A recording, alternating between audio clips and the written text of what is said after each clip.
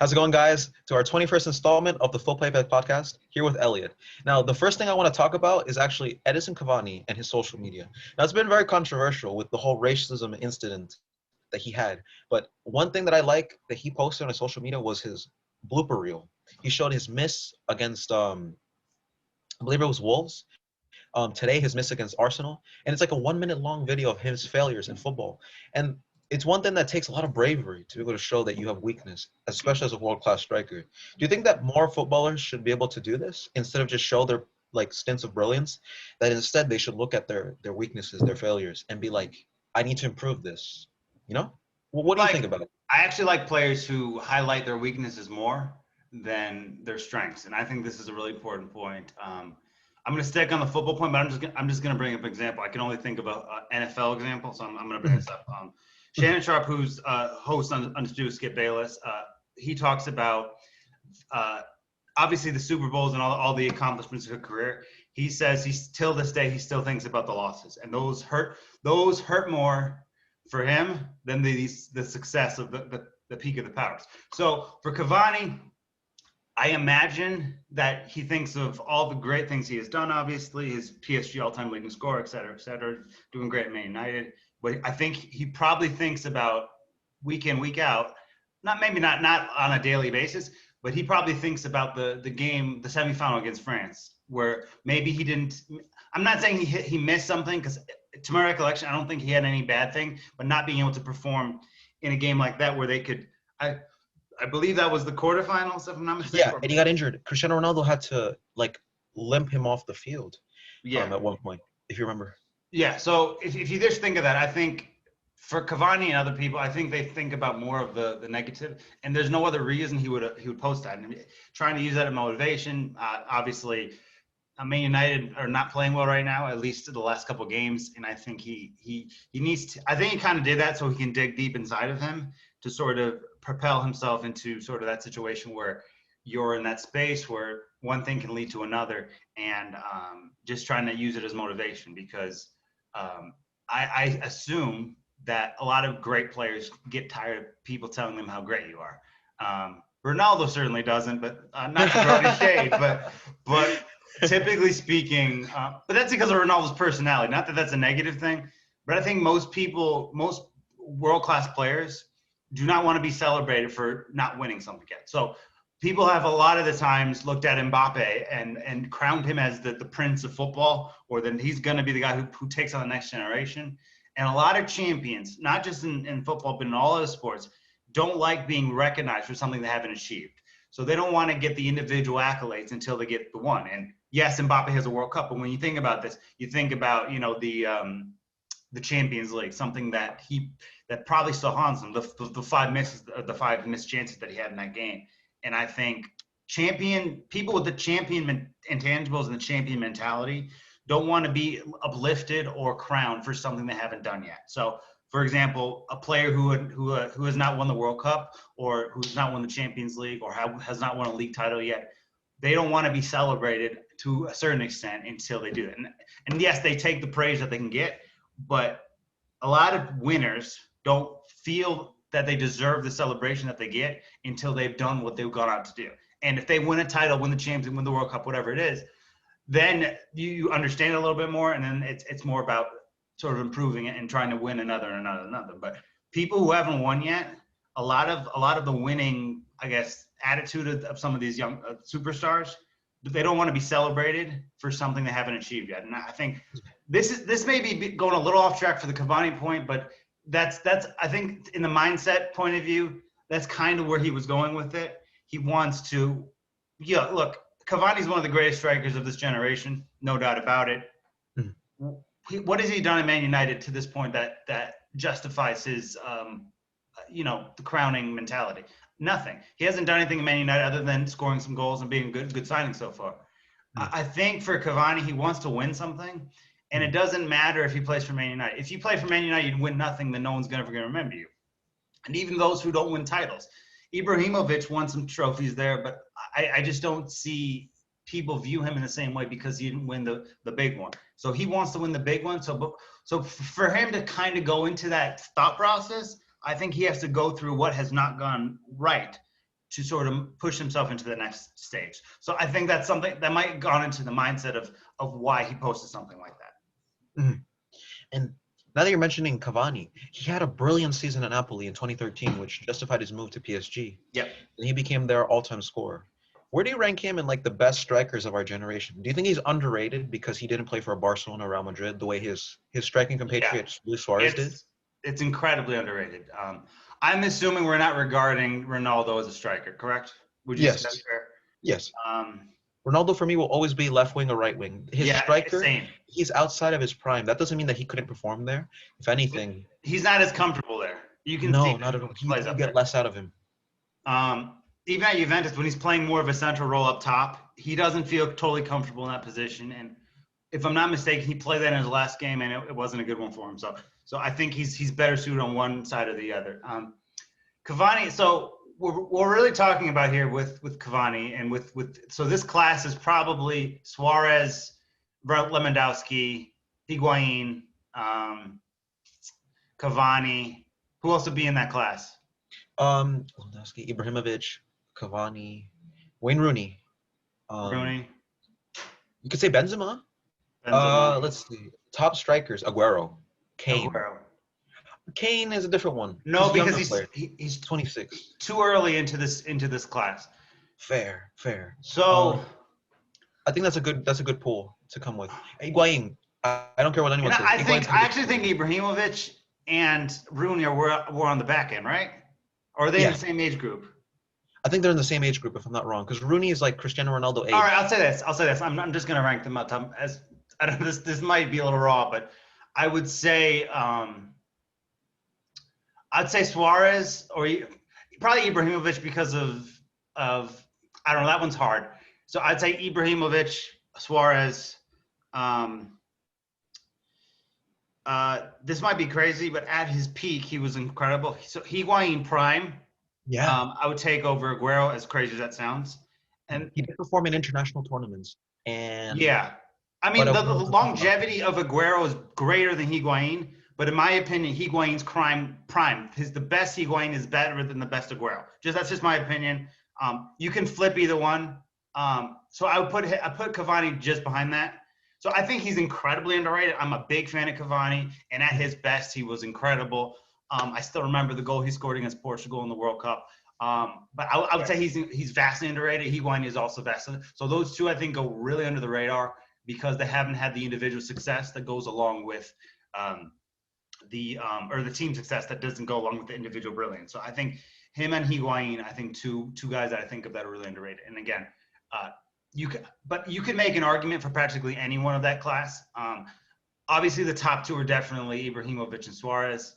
But after those two, I think you can kind of rank them in whatever order. But Cavani is definitely someone who I get slept on too much.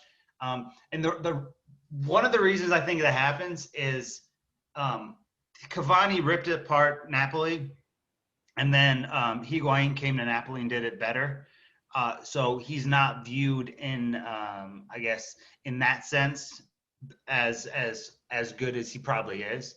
And he went to PSG, and people take that away from him. I don't, but it's the French league, and people say what they want about the French league. But again, it goes into the narrative or the conversation regarding all of that.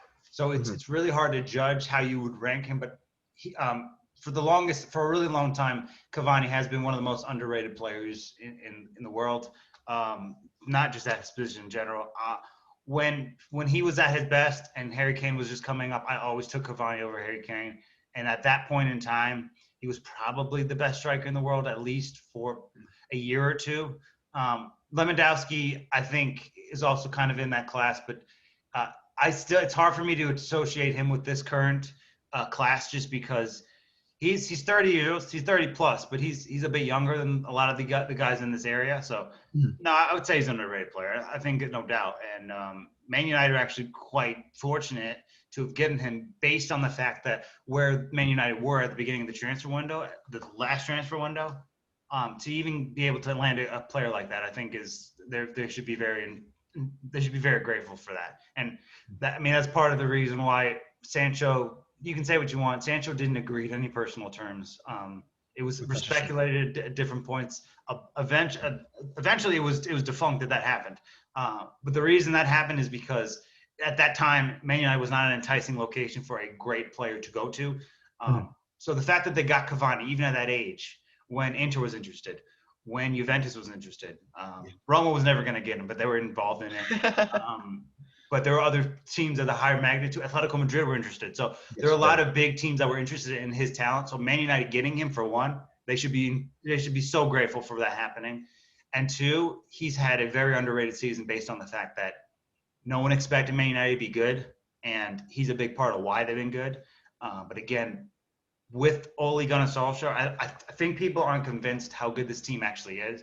Yeah. And you can argue, they're playing in the Premier League's a good league, but there's still the environment of teams like Leicester and West Ham getting into Southampton.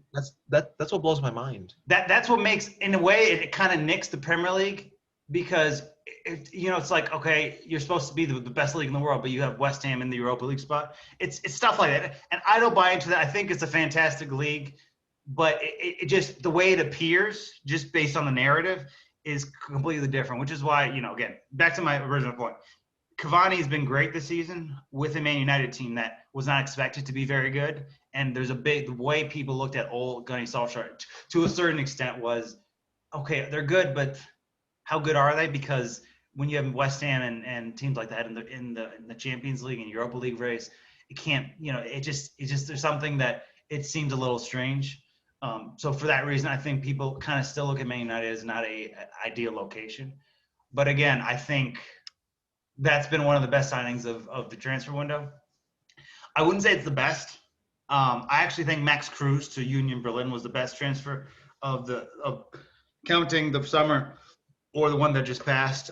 But no, he's been underrated his whole career, and that includes this season where he's been tremendous, and doing it at his age, incredible. We talk about Ibrahimovic, we talk about Ronaldo. He's not in that conversation of older players thriving, and I think he should be, because he's been really, really good this season.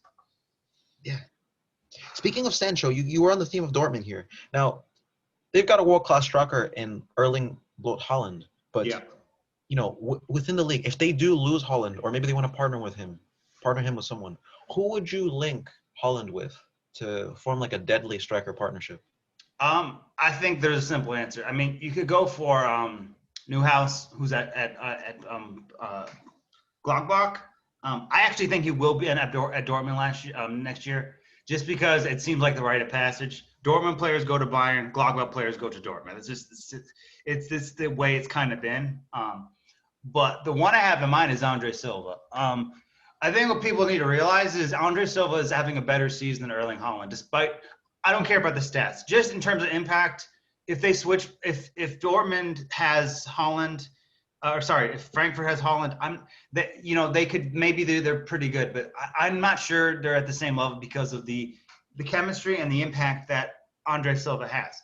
Now, I don't know how the formation would go, because we don't know who's taking over at Dortmund next season. If I were going to guess, I would guess as Marco Rose from Gladbach. I think he's the most enticing one. I also think the Leverkusen manager should be into that conversation as well, as far as who Dortmund are going to go through forward. I don't think the current manager will be their permanent solution next season. But you put Andre Silva with Haaland, and this is why it works. So number one, I think that totally annihilates any chance that Haaland leaves, because if you want Haaland to stay, you have to surround him with the best possible players that he possibly can. So Silva and Haaland, both strikers, both fantastic. Their styles are completely different. You can't have two strike partnerships that are exactly the same, or else teams will be able to figure it out. For example, let me just because we have an Inter fan watching the show, I'm going to bring this up. You have the Martinez-Lukaku partnership. This is why it works. Lukaku is physical, big. A lot of his game is based on power and athleticism. And so he's more of like a complete kind of striker. Maybe not to the Lewandowski level in terms of what the other things he does, but very complete. Then you have Lautaro Martinez, whose speed and is a goal poacher. When Lautaro plays with Inter, his mentality is scoring goals. He's not worried about distributing the ball. That's not his game at all. He is a complete goal poacher. So to bring to the Dortmund point, Andre Silva's a goal poacher. He's got more skills than most goal poachers because he has good distribution. He's good in the air. He's a great finisher. But when he gets into the final third or the last 10, 15 feet of space, his mentality is scoring the goal regardless. And that's why he's been so good this season. Erling Haaland, who kind of he's a scoring machine. He's physical. He's big. He also can dribble.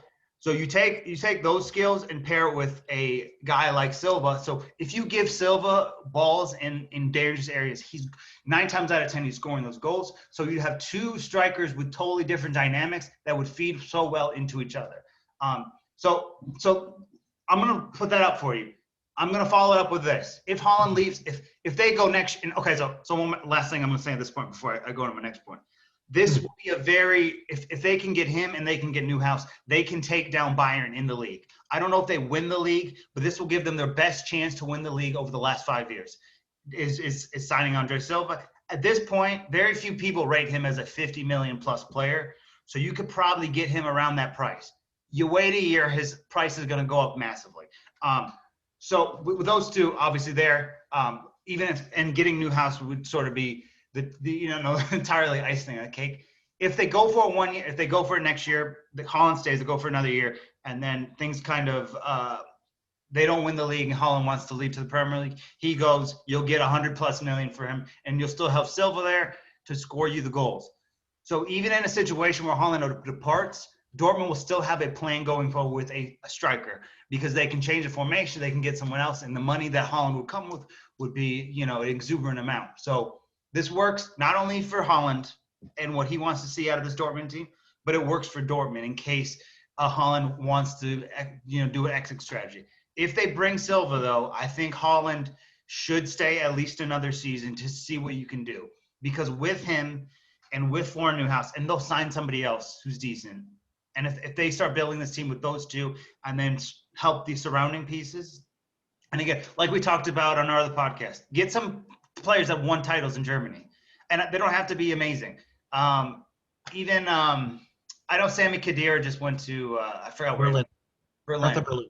That I would be okay with a signing like that for Dortmund because he's won titles not only in Italy and with Real Madrid, but he won the Bundesliga with Stuttgart. So you put those together with some surrounding pieces that have winning experience, then you have a legitimate shot to take down Bayern. And with the right coach in that situation with those players, they could do something special. So if you're going to sign one of these guys from another Bundesliga team, go for Andre Silva because sooner rather than later, other teams are going to be interested in that, and you're going to lose your boat. And to give Haaland the best chance, Andre Silva is the answer. And I know I'm a huge Andre Silva guy, and I've been public about this over the last 2 years. I think this actually for Dortmund makes the most sense, and it could lead them to a title. I'm not saying it would happen, but it would give them their best chance over the last several years to win a title. Speaking of titles, let's switch over to Spain. Because, of course, I have to mention Spain once in a while. Luis Suarez with that crazy free kick today, and Messi too, to put Atletico Madrid 10 points adrift of the top of La Liga. Yeah. Do you think they can actually do it and win the whole thing? Yeah, it's done. It's over. I had some faith in Sevilla to maybe try to close that gap, and I think they will close that gap, especially once Papu Gomez did not play this week. I think he was on the bench. I don't know if he played, but when he gets integrated into the team and they start playing him regularly with the striker they have who's in great form. I forgot his name, Nasir, I think, the one up top, and then you have Dijon. You have a good team. You'll close the gap between yourselves and Atletico Madrid. But it's going to be hard for anyone to chase them down and do anything because look, Suarez has been amazing, scoring. And it just blows my mind that Barcelona just let him kind of go for free, and now he's in Madrid, scoring goals like crazy for Atletico. And on top of that, look, if you're gonna look at young players who are just putting up the big numbers, you're gonna look at Mbappe, you're gonna look at Haaland. People are not realizing João Felix is having an amazing season.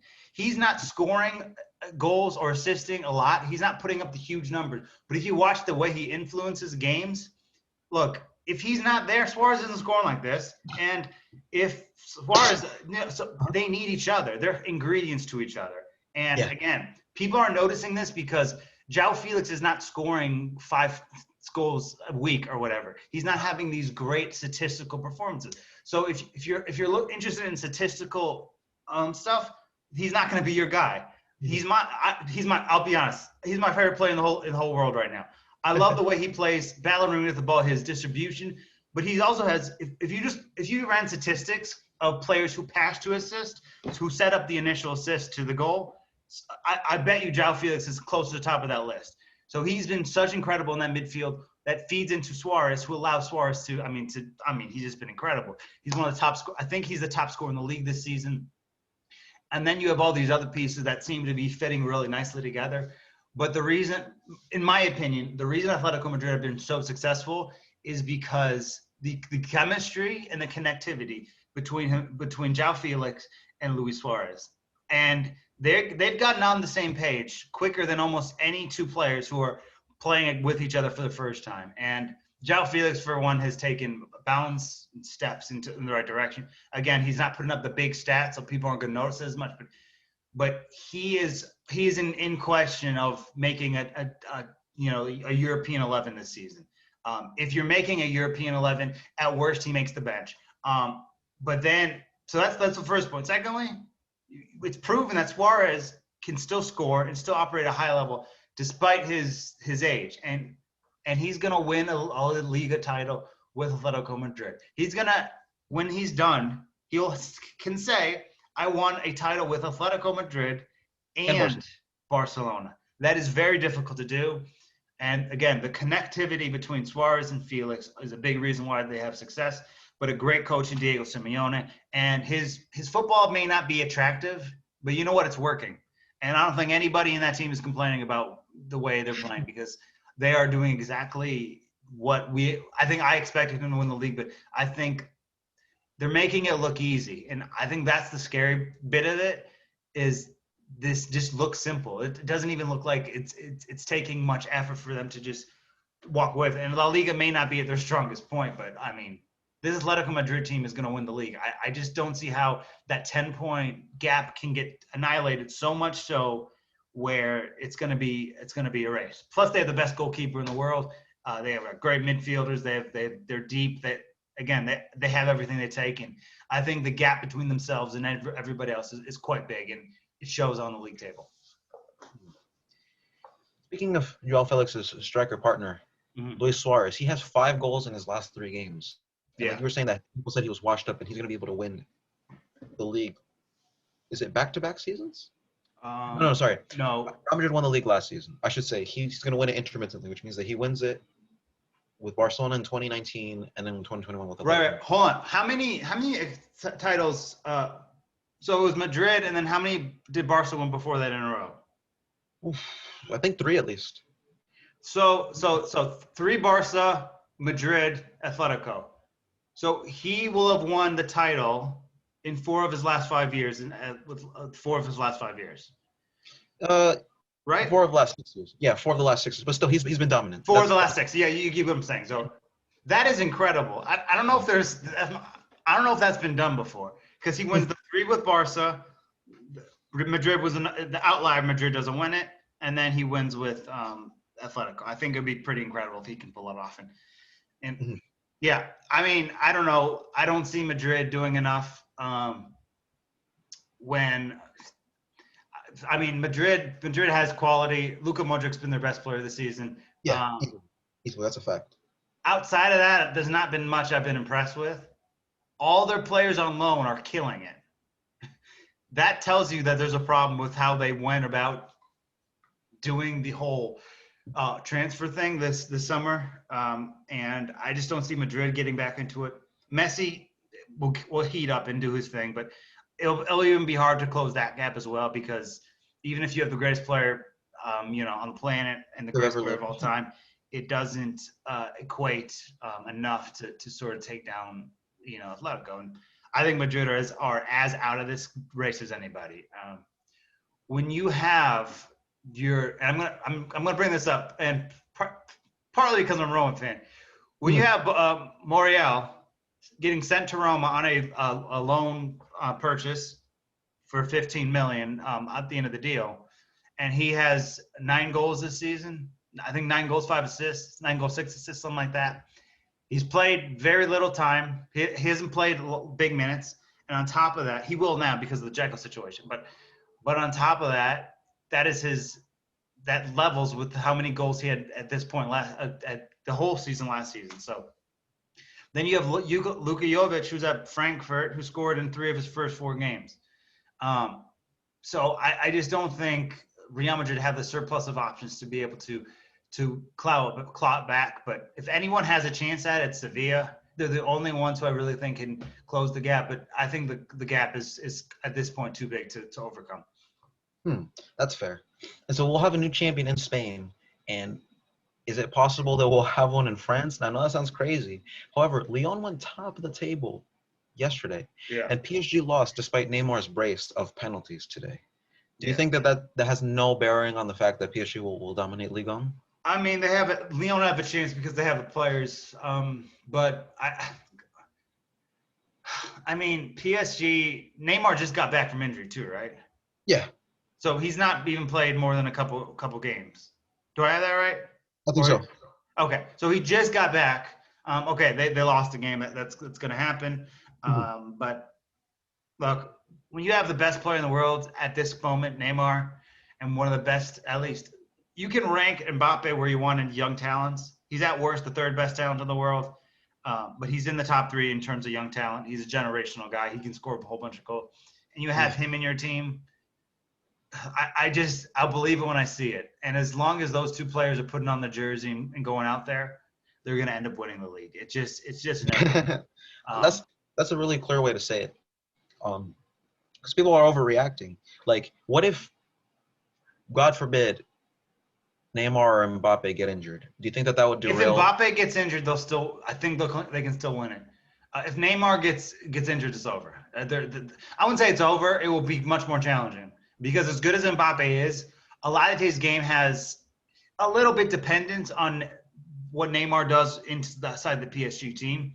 When he's isolated and by himself, even though he's brilliant and he'll put up the numbers, I just have just because we haven't seen him do that, so it would change the conversation a little bit. But I just don't think with Mbappe out or with Neymar completely out the rest of the season, and I really hope this doesn't happen because he gets injured way too much. Yeah, big reason why he doesn't have a Ballon d'Or on his accolades. But without Neymar, I just think it will be very difficult, especially if Lyon continue to play well. Lyon can play. I mean, if they can choke, and then Mbappe and PSG could do it, and I think they'll still play well without Neymar. But I don't know if individually Mbappe is at the point yet where he can overpower an entire team based on his individual talent, because he hasn't been asked to do that yet. And Mbappe's played with some big time players, but domestically he's only played with Neymar, so he doesn't have the experience that Neymar has with having played sometimes third fiddle with Suarez and Messi at Barcelona. So I think either way they probably win it, but I think without Neymar it will become very complicated for PSG to kind of pull that off. Definitely. What about in the Champions League? Now, what do you predict Barcelona and PSG to end on aggregate? And like give your predictions per game, because I feel like it's going to end 5-1 PSG, 3-0, and then 2-1 at the Nou Camp. Wait, who has the first game? Let me check for you. Let's see. Because you make a valuable point. It's in the Nou Camp in the first leg. And then by the way, historically speaking, Barcelona, they always get knocked out when the second leg is away from home. Anfield, Roma, Atletico Madrid. All right. It just always happens. This will happen. I think, surprisingly, just because I don't know what this Pochettino PSG team is made of yet, because I knew Tuchel's PSG. I am not familiar enough with Pochettino's PSG, and I think they're going to do a fine job. But I think the first leg it'll be a draw. It'll be 2-2. I would guess Neymar brace, just because he's that's just the kind of player he is. So I think in the first leg it'll be a 2-2 draw. PSG will lead on away goals, and then at home in Paris, I think probably 4-1. So Mm-hmm. that would be, well, what's the math there? That would be 6-2 on aggregate for PSG. Holy crap, 6-2. And that's just being generous, right? Like, do you see that as like the threshold, or do you see that as like, if PSG are having off days? I'm giving Barcelona the benefit of the doubt in the first game just because I'm not familiar with I haven't seen PSG's Pochettino team play as much, and I'm giving them the benefit also because it's at home, and Messi is going to want to put in a performance. Just how they own the way they played against Napoli at home last year during the Champions League. So I'm being generous, but again, it could be a blowout both ways. I Mhm. do I do think Barcelona will keep it close in the first leg, even Mhm. if they lose. So I don't think PSG are going there and beating them 4-0 or anything like that. I think they'll win maybe 3-1, 3-1 at the worst in that first leg if PSG wins. In the second leg, I don't think it'll be bad as the 8-2 defeat that they suffered last year, but it could get ugly if they allow it to. Here's the thing, though. Do you remember in 2017 they had MSN, and yet they still went and got thrashed 4-0 at the Parc des Princes. Mm-hmm. I mean, I don't know. Is this PSG team not as good as the 2017 one, or is it just this Barcelona team is not as bad? Like, I don't understand. Plus, you're adding Neymar to PSG. Yeah. I don't know, man. I I Yeah. see it as a 5-1, but like then again, like I said, 4-0 probably not. I 3-0 I, first leg. I get it, but I like actually last year's PSG team better than anyone of the recent time. Hmm. Uh, look, with you can say what you want about that team, and that was a good PSG team. Without Neymar, they do not beat. They don't come back against Dortmund. That doesn't happen. Right. So Neymar wins them. He wins them Atlanta. He wins them Dortmund. And I don't think there was a way that they weren't going to win in the semifinal just because of who they're up against. Mhm. But Atlanta and Dortmund advance if it's not for Neymar. So I think that PSG team's probably better. And over two legs, they win. It's more lopsided in the Atlanta game. And he individually turned around the game in Dortmund. I think away from home too, as crazy as that is, because I believe that PSG lost the first leg at home to Dortmund, and then away from home, Neymar did his thing against Holland and company. But if you're going player for player, that the team that was up on Barcelona may be better, but as a complete team, because you had Neymar, that team just becomes better. You know what I mean? Mhm. But do you think that, I mean, we've been through this a few times. I think Bayern's still going to win the Champions League. And Yeah, I think that this PSG team, they're maturing. Mbappe, if anything, he's actually gotten worse, believe it or not, yeah, in terms of yes. finishing the knockouts. Um, but, you know, everything's experiential. Like this PSG team won't play that final the same way they did last year. Right. I honestly see it as a repeat unless they meet unless they meet early. This is going to be like that Liverpool Man City rivalry where you saw it every season decide the title.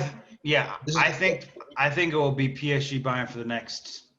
Uh, I think it's possible that this is the Champions League final for the next 2 years. I see it too. Imagine Messi goes to Yeah, PSG. Sergio Ramos is also being touted to go there or Manchester United or Manchester City. I would guess City on that front just because of Pep, but Pep, yeah, that Spanish connection. But yeah, I don't put it past you because unless they face any earlier, they're the two best teams in the world. Liverpool, look, and I'll be generous to Liverpool, Atletico Madrid, RB Leipzig. They're nowhere near PSG. So, like, it's not like, again, when we try to make arguments of who can take down Bayern, only one of them works. Mhm. Because you think of Liverpool, they're attacking. What if they click? But even with their midfield and backline isn't strong enough to uphold what PSG can or Bayern can throw at them. You have Atletico Madrid, they have a lot of the technical ability. They have the playmaker in the midfield. You have Suarez scoring. Bayern mopped the floor with them earlier this season. Then who you have Man City. Okay, they have, but then even Man City has questionable traits not in the midfield and defense. They've been a lot better, but they conceded 5 this year against Leicester. So it's just hard for me to make an argument for anybody else other than PSG. This is interesting to me because PSG can beat Bayern on a one-off. Over 2 legs, I think they can even beat Bayern. Mhm. But if PSG don't if they have to be matched up before then, the Champions League final will not be pretty, regardless who's on the other end of that. Because It'll if be you a just freaking annihilation because there's no I mean, it will be like the Liverpool Atlanta game. It literally could look like that. So I'm hoping they don't have to meet until the final because otherwise it's going to be a blowout in the final. And Bayern they'll understand their position. They won't underestimate anybody, but it's going to be almost impossible for anybody else to beat them. And Liverpool fans believe they have a shot, and I'm sure Man City fans think they have a shot, but history says that PSG's team. So the way PSG play is can make Bayern uncomfortable. Mhm. So in a weird way, the strengths of PSG can wound Bayern Munich and make them uncomfortable. And equally, Bayern can do the same to PSG. So PSG are built to beat Bayern. Maybe not every week, but they can beat Bayern in over 2 legs even, and maybe even in a one-off, obviously, because they were outplayed. Bayern were outplayed significantly in that final. The first half of the Champions People League ignore that happened, but that 100% happened. And if it isn't for that one moment from Kingsley Coman, it's a different story. And if Mbappe just buries those shots, it's a different story. And I hate to bring it up because we shouldn't judge Mbappe purely on that game, but it was just such a magnificent opportunity for PSG, and he folded under the pressure. I think Neymar plays that game differently if they match up in a final, but if it's not those 2 teams, it's going to be a rout regardless. So if PSG makes the final, they're blowing somebody out. If Bayern makes the final, it's not PSG, they're blowing someone out. So regardless, if these 2 teams are not making the final, it is not going to be a close game in the Champions League final, which is going to be unfortunate because we want to see a close game. So I think fans of this game, just from the purely watchability aspect, should be hoping and cheering for those teams to meet in the final because the Champions League final will be significantly less interesting if someone else lines up against either Bayern or Munich or PSG. I want to wrap up on this controversial topic. Yeah. Inter knocked out AC Milan with the 97th minute free kick from Christian Eriksen in the Coppa d'Italia to set up a semi-final matchup between Juventus and Inter. Now, in that, Zlatan and Lukaku got in a headbutt fight, and then Zlatan was eventually sent off for a completely different different subject. There was so many storylines on that game. What do you think was the biggest takeaway? Like for me, it was Eriksen scoring and maybe salvaging his career at Inter. The other was the Battle of Milan is going to translate to Serie A as like make or break. Like this is getting good. I'm not going to lie to you. All right, you're a Milan guy, so you're not going to want to hear this. So obviously Danielle and me do the Calcio Pantheon podcast. After Inter won the game, I told her you're winning the league now because I'd spoken with Ryan on a podcast a week before that, the day before that game, and my viewpoint was if Inter win this game, they'll win the league because all the momentum is now in the favor of Inter. Benevento's a good team. They ripped them apart. Lukaku was great. Lautaro was great. He could have scored more, but Milan looked horrible against Bologna. And I don't remember who they played before that, but they didn't look good in the game against Torino either. They're starting to fall apart. I think they'll keep themselves in the top 2 the whole season. So I think Inter will probably win the league. Milan will come in second. I also looked at the Eriksen point, obviously him rejuvenating himself in that team and him being the guy to knock them out. And obviously the big scuff between Lukaku and Ibrahimovic. I'm not going to get into what they said or what was uttered, but I think both of them at that point, because people are going to want me to talk about this just a little bit. I think both should have been sent off. Both of them. Yeah, I thought the same thing. But It would set a standard because you're not supposed to physically fight your opponent in the middle of yeah, the game. And I don't know what was said there, but both of I the know strikers. I know what was said there. I don't want to repeat it on air, but I would say this: people misconstrued what Zlatan was saying about Lukaku when they exchanged. Look, Zlatan was out of order for what he said to Lukaku, 100%. But when he said voodoo, he was not referring to Lukaku or his family or his Race or any of that. race. He was taking shots at Lukaku's mother, which was out of order. That But always when is he a- said voodoo, he was referring to a comment about Everton that Lukaku made, that voodoo told him to go to Man United, right? So he wasn't actually specifically talking about a racial connotation. Now, he said stuff about his mother. Lukaku said stuff about Zlatan's wife. Both were completely out of order. I think Zlatan is in the wrong here. They're both wrong, but I think Zlatan's slightly more in the wrong because regardless of what you were trying to say, the words that he used in any other situation would have been viewed like a racial connotation to it, where you're not saying it for okay, so the phrases that he said in any other situation are in for a racial connotation. This was completely different. They were at each other's throats and they were just pissed at each other and they were yelling at each other. But I don't think both should have been sent off and both should be hugely embarrassed. But away from that, but this also sets up a great title race this season and also sets up a Juventus Inter Milan two-legged semifinal, which I think is going to be so exhilarating. It's going to tell you a lot about the title race. That's the Yeah. thing. There's no such thing as friendly. Now, I mean, it's a cup game. That doesn't mean friendly. Yeah, but you got a spot in the final. Inter can do the double if they beat Juventus in the semis. And they already know how to beat Juventus. They did it once. Lazio know how to do it. A lot of teams, Fiorentina, know how to do it.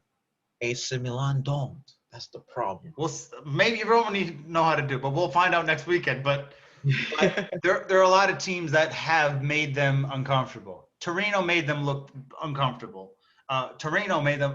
Sorry, I said Torino. Fiorentina beat them up. There's been a lot of teams. Again, I don't buy that this team is. Look, Juventus is not going away, but they're not winning the league this season. So they'll probably finish in the top three, arguably. Maybe they can push one of the Milan teams out of the second spot, but I don't think they're winning the league. Not only because they don't have the qualities, but it would just be a bad look. But I just don't think they have the entire team to sort of go with everything else. But they can be beaten. So it's going to be interesting. And the form of certain players, it can dip in and out with the Juventus team. So it's going to be hard to say what's going to happen here, but it's certainly two games that I'm going to be looking forward to extensively. But if they win the double, do you keep Conte because it's a winning system? You have to. Or what possible disaster has to happen for Conte to get fired? They lose the league on the last day, or that they don't win the league? They'd have to finish third. Oh. If Conte is right at the brink of winning it, look, I understand they were last year they lost it by a point, but the league was already decided 3 games before the end. And in actuality, Lazio was the biggest title threat to Juventus. If they miss out on the league and they're either third or they miss out by 5+ points, or they evaporate, then you go. But it's going to be hard for me to believe that if Inter win the double, that he would go, unless, and this could be messed up, if you can get Simeone. And let's say he wins the league, Atletico Madrid, and bounces, then maybe you make that decision. But unless that's I don't think Simeone would leave Atletico if he wins the league, because he would. I think it's possible. I don't know if it happens, but it's possible. He would give them silverware for once, right? And that in turn would give Atletico reason to believe that they can win the Champions League. They won't, right? But that's their obsession, their little dream. But you could, yes, I get that. But you can also argue that Simeone did everything he possibly could. He would, after this season, he'll have 2 league titles. He'll have a Europa League, a Copa del Rey, so he has everything except a Champions League. And if Diego Simeone doesn't believe he can get the Champions League, then I think he would consider leaving. But just only, if he doesn't believe it. If he believes his team can win the Champions League, he'll stay. But if he doesn't, then he'll move on. Here's the problem. Atletico would destroy Atletico would destroy Inter in the Champions League if they ever faced. Yeah, that's true. But if Simeone goes to Inter Milan, there will be his Inter Milan and Conte's Inter Milan will look completely different. So it's hard to say in a hypothetical situation if he goes to Inter, what is going to happen with the team, et cetera, et cetera. But I would say that it's my belief that Simeone will at some point be the coach at Inter Milan. But the question is it going to happen? Is it now and is it today? And if Conte wins the league and the double, even if he's available, I don't think you can make that decision just because trophy drought is over and you won the league. So with Juventus and ending the reign of terror of Juventus as well. So it would be really hard for them to make that decision, just even if a manager like that's available. Now, if Inter finish third or something like that, and he's available, then you make that decision. But if Conte wins 2 trophies, there's no way they're doing that. One little last tidbit that I have is Granada in La Liga. I know it's a huge change of topic here. Yeah. They have more goals than Real Madrid and Atletico. They have 51. Real Madrid has 47. Atletico sit top of La Liga, 10 points clear with only 46 goals scored.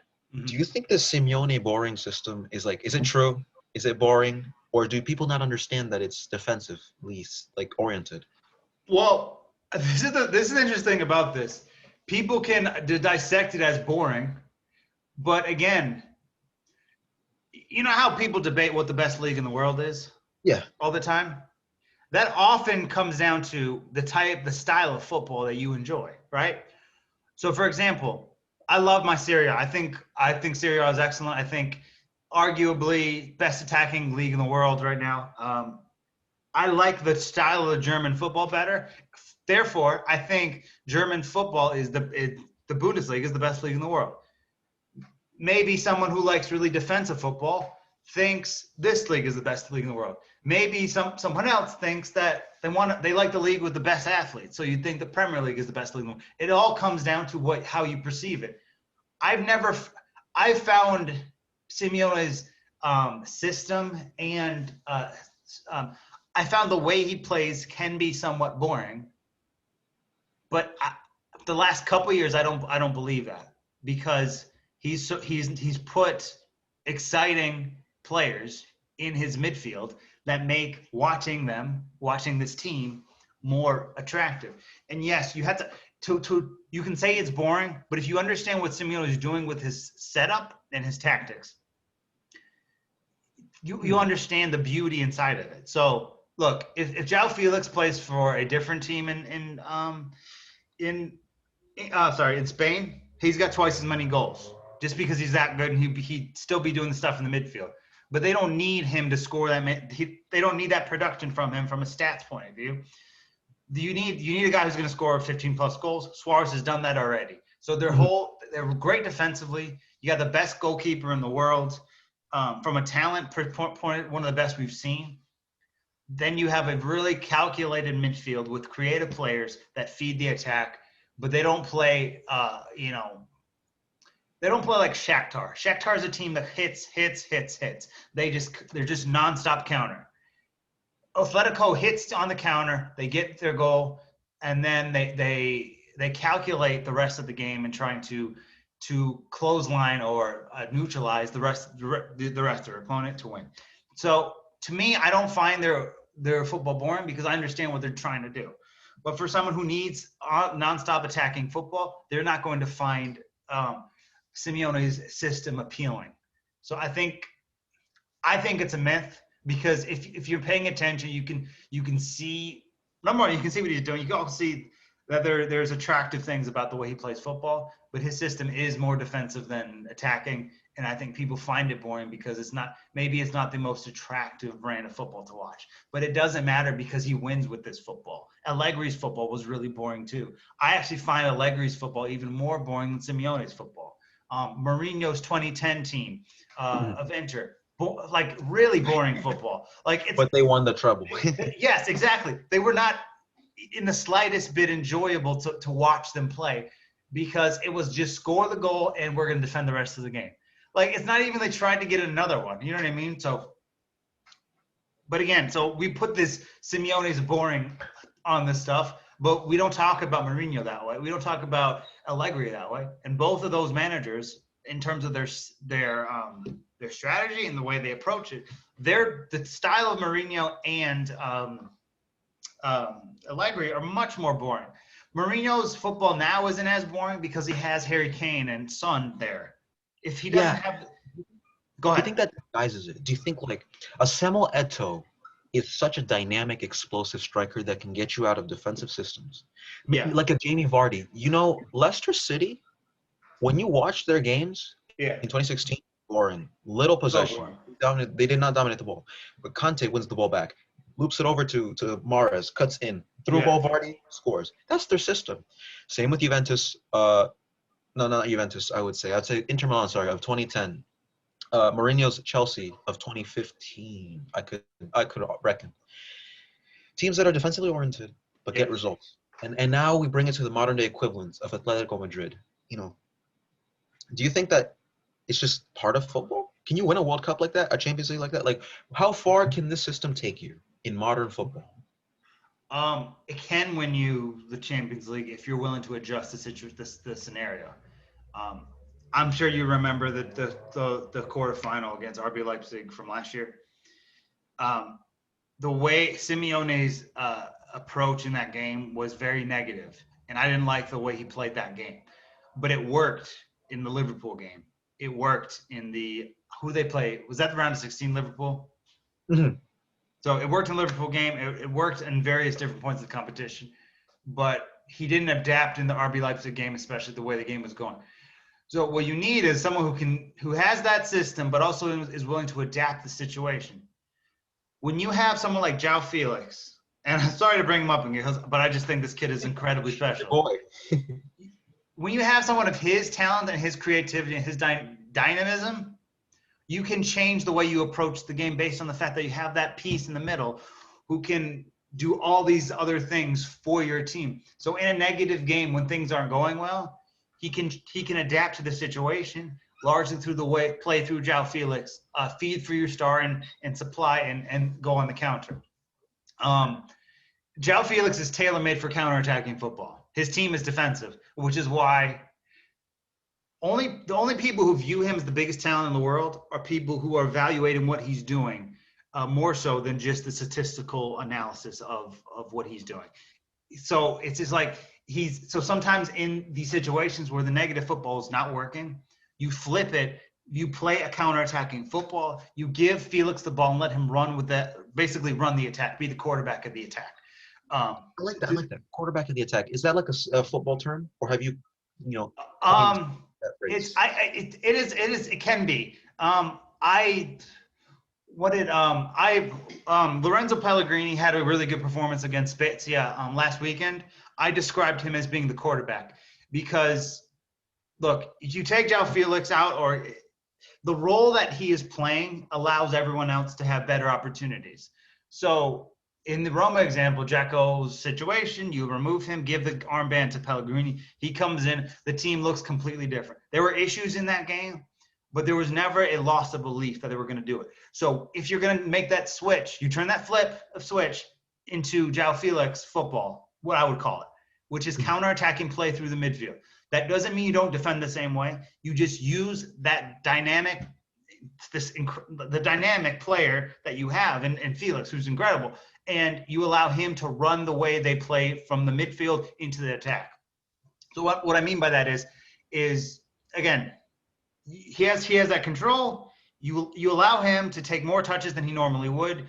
You basically primarily occupy the center of midfield with Felix and allow him to make the decisions. So he's going to be passing the ball, he's going to be distributing, but you're allowing him to dictate how they're going to play against said team. Again, the defensive football can work, but they need to adapt to that, especially with the player like Felix. Like I said, he is basically the quarterback of the team, the point guard, whatever, the center fielder. The person that creates.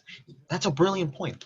Against RB Leipzig, even from the wing, which is something that, we're crossing sports here, but like you would think of a creator as like a central player. Yeah. But remember Iniesta and Xavi in the 2010 FIFA World Cup squad? Yeah. Here I go with Spain again, but it's just the most crystal clear, visualization of it. They would go on the wing, Xavi right wing, Iniesta left wing. They're not wingers, but you got to do what you got to do to create for the team.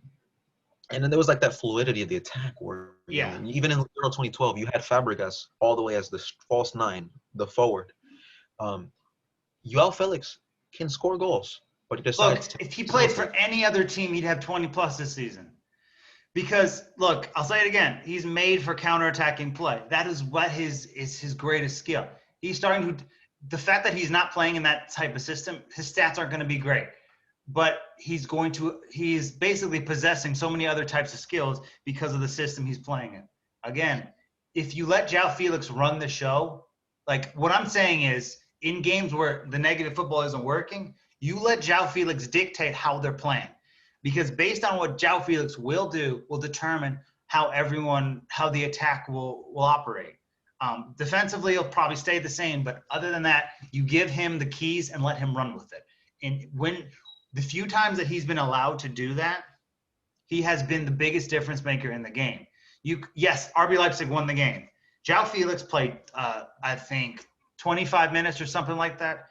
He was the best player on that pitch in that game from start to finish, just because of the way when he came on to be the spark plug, Atletico Madrid played that attacking style where they were more defensive. So my issue with Simeone is he needs to let Felix play his game while still perfecting his own sort of illusion in the way he tactically approaches it. So I just think this will push. Do you think this will push Felix to move to a new club, like a Manchester City that's fluid in attack, that's in his own thing, but is not in crisis like Barcelona or Real Madrid?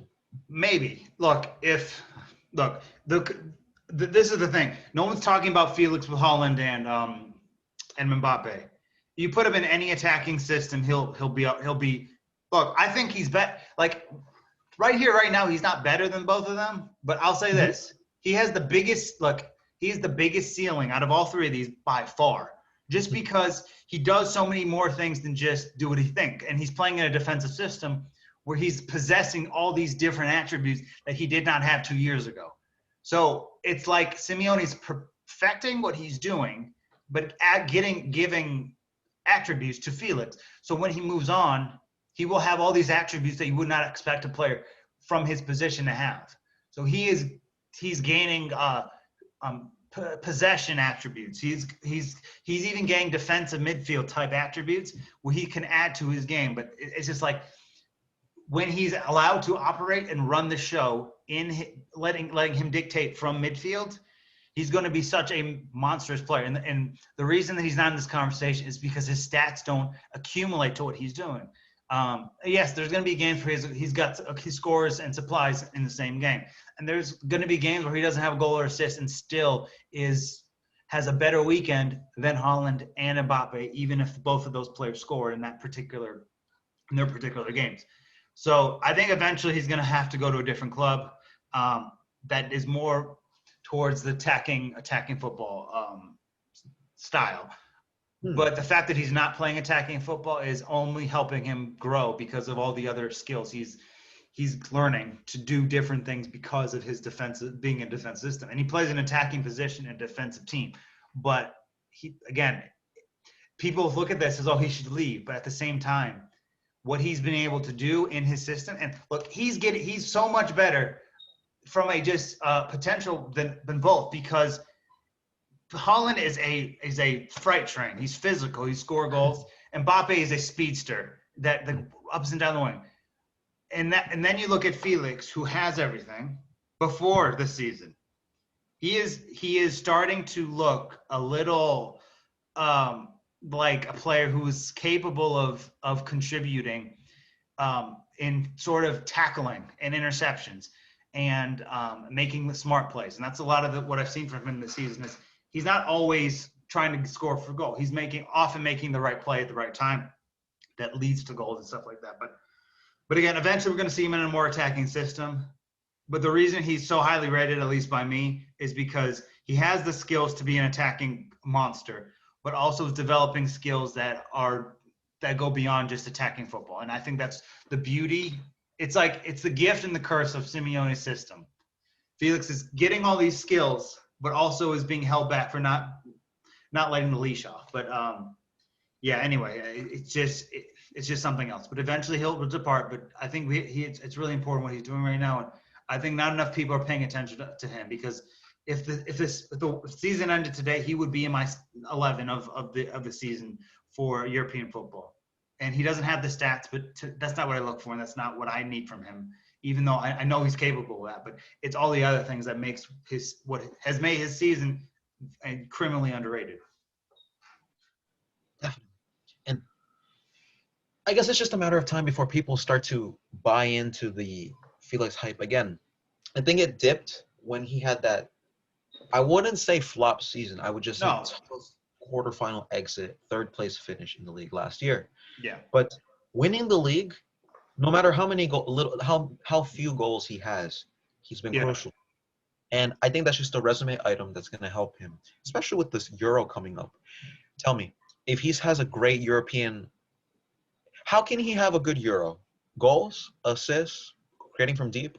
What does he have to do to prove his doubters wrong in this upcoming Euro? I think he needs to score. He needs to put in the attacking system that Portugal play, or a somewhat attacking system. He needs to score goals and supply. Unfortunately, he will be able to. It depends on how everyone will view him. I will understand what he's doing because I watch Atletico games more than just the stats. And he's got 9 goals this season, 5 assists. If he has a 15-goal season, it's a huge success based on the system he plays.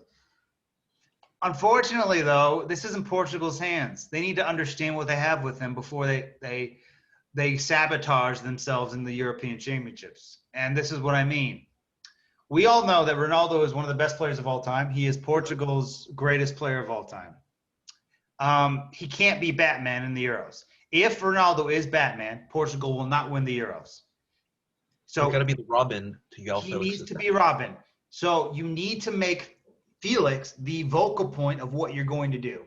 If this is Felix's Portugal, I will put any money on the table that they go and win the whole damn thing. They will win this tournament if Felix is number one. If he's the number one option, if he's Batman.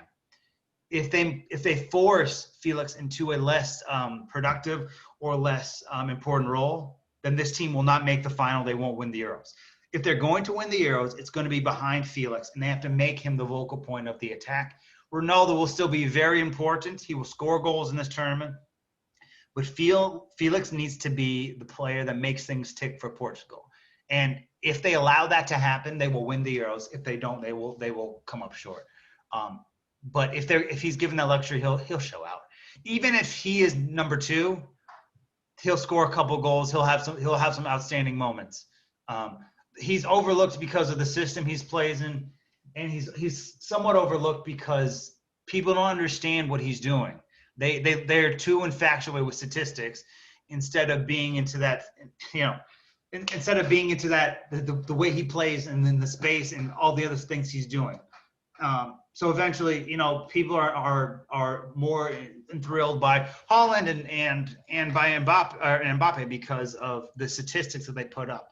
Where Felix's game is more than just statistics. And again, I'll say this again: he's a ballerina on the ball. There's very few players at his age group that have the dribbling ability and just the way that he sees the field. It's not just about Haaland can score and he can dribble through 5 dudes and score. That's great. Mbappe is one of the most talented things we've seen, just ticking. But the way Felix can do everything makes him effective. Now, once he starts putting up stats, there will be no debate whatsoever. Yeah, he reminds me of Cristiano Ronaldo. Okay, How obvious? Cristiano Ronaldo, of all things, 2006, 2007. He really does. Before Ronaldo started scoring goals for Manchester United, everyone was like, he's just a tricky winger with, Yeah. a chip on his shoulder, that Cristiano Ronaldo is he's just like a showboater. But then he decided, I'm going to prove them wrong. I'm going to put goals on my resume. What did he do? He scored 42, won the Champions League, Premier League, almost a Mhm. treble had it not been for like a little lapse in Man United's season. That's what Joao Felix needs to do. Yeah. He needs a 30-goal season, Champions League semifinal, La Liga win. Once he has the luxury to do so, and I think Mbappe and Holland are brilliant. They're unbelievable talents. There will be no debate if he starts scoring. Because if you look at all the other areas, so let's do this thing. Passing ability, Felix over both of them. The Over way he both. sees the field, Felix over both of them. Not to say these guys aren't intelligent. Intelligence, Felix over both of them. Positioning, Felix over both of them. Okay, this is another thing we need to talk about. His movement without the ball is maybe the best in the world right now. I watched him against not this game, but the one game before that against Athletic Bilbao, I think. It wasn't his goal. His goal was fantastic. His assist was fantastic. But the way he moved when he didn't have the ball made him so his movement's better than both of them. He's not as fast as Mbappe. He doesn't has his clinical finishing isn't as good as Holland. But it just every other attribute, and I don't want to compare these guys because they're all great, but every attribute of each, if you go through every attribute, Felix has the advantage in everything except stats. So getting and I disagree that he needs 30. He needs 20. I think 20 plus is good enough because if he gives you a 20 goal season plus 10 assists, I don't think that people will start acknowledging that he's better than both of them. But once he has that huge season where he hits 30 goals, or even if it's a 25 and 15 season, it's going to start to be obvious that it's kind of lopsided between the three of them. He has by far the biggest potential, the biggest talent, and he's in this point right now where Felix, if he can add more goals or he's in a system that allows him to score more goals, it will become very obvious very quickly that he'll lead them in the dust. That's how good he can be because he already leads them in terms of attributes and things like that. He's better than Holland and Mbappe in practically every single area other than clinical finishing and pace that Mbappe has. So if he can score, it's not even going to be a debate anymore. He'll be clear of both of them, and I hope all three of them have amazing careers. So, and I'm not cheering for Felix to be way better, but I think, and I'm a little biased because I understand Felix's game, and I just love the kid, but I think if he adds that part of the game, the debate will not be Mbappe and it'll be Mbappe and Holland because once he puts that part of his game together or is an assistant that allows him to do that, I think he'll just be a little clear of those two, even though those two are amazing, just because he already has a bunch of advantages that no one's seeing because he's not putting up the numbers. If he gets stats, if he puts numbers up, it's going to be really quickly obvious how good that he is. You know what I mean? Exactly. I guess Joao Felix is a player that like the football connoisseur can only enjoy. But it's like you need to know what football is all about and understand the system and the greater project behind it. Like a Wesley Schneider won't score you bicycle kicks. Yeah. He had to score like a few against Brazil in the 2010 World Cup and one in the semifinal and a few in the groups to prove people wrong, to give him that Ballon d'Or nomination, Yeah. And it upsets me at the fact that players can do it, but it siphons away from the greater project at hand. And I don't think Felix can compete for a Ballon d'Or at Atletico Madrid because it's such a stat-driven award. And he could win all these competitions, and if anything, they would probably give the Ballon d'Or to Oblak or something because they'd be like, Felix only had 8 goals. And what if all those 8 goals were in crucial moments? An attacker has because that reminds me slightly of Dybala last year. All of his 11 goals were in big games. He didn't score against the minnows. He scored in all the big games. And you're right with Felix.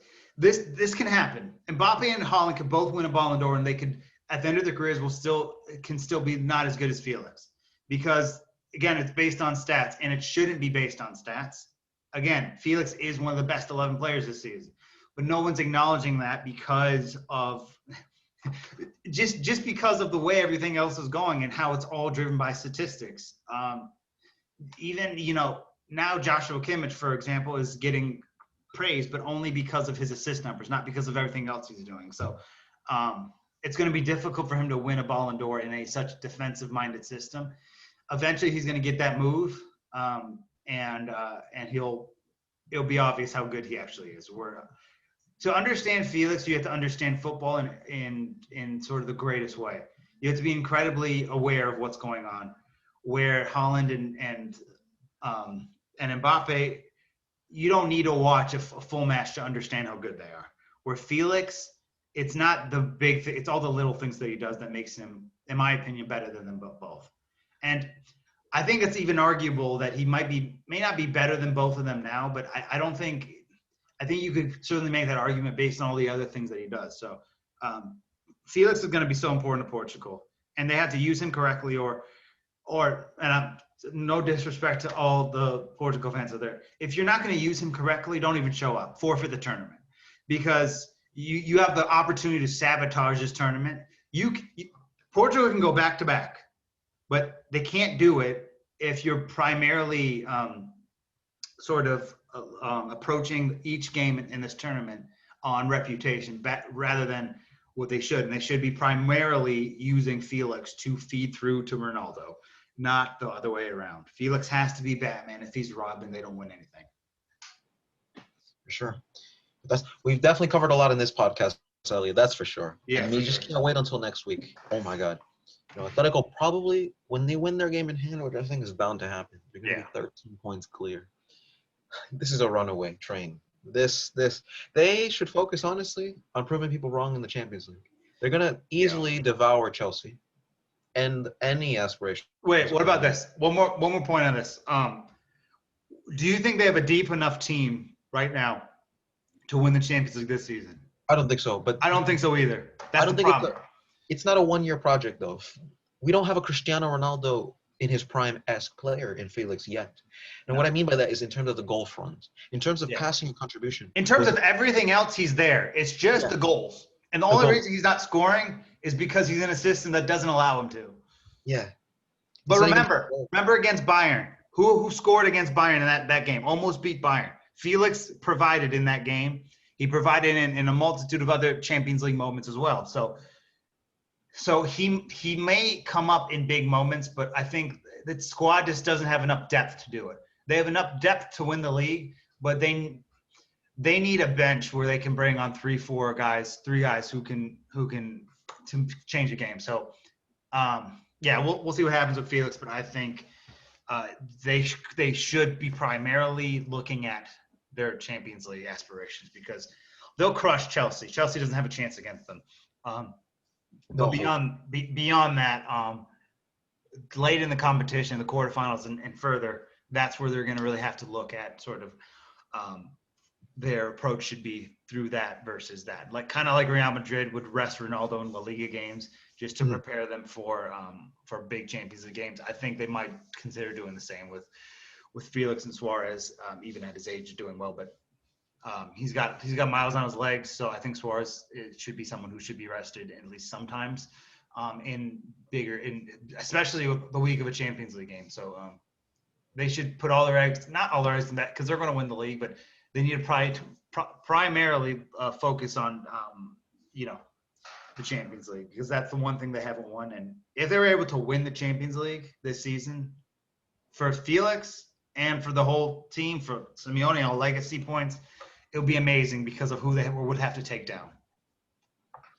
Definitely. But this is an ongoing project, and I think Atletico ultimately will run away with the league. But that's been this installment of the Futbol Apex podcast. I can't wait to catch you guys next week. Elliot, signing off.